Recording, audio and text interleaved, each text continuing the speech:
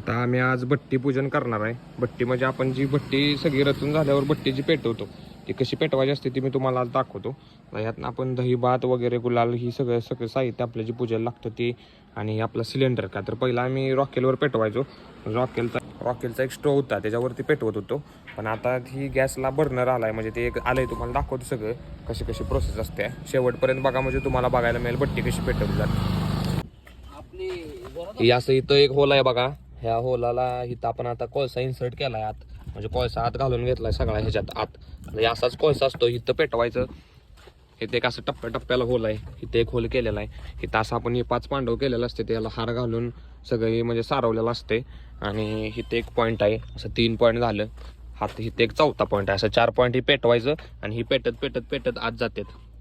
आता ही अंधार झालाय त्यामुळे तुम्हाला जरा दिसणार नाही. आता आपल्या भागात म्हणजे कराड तालुका भागात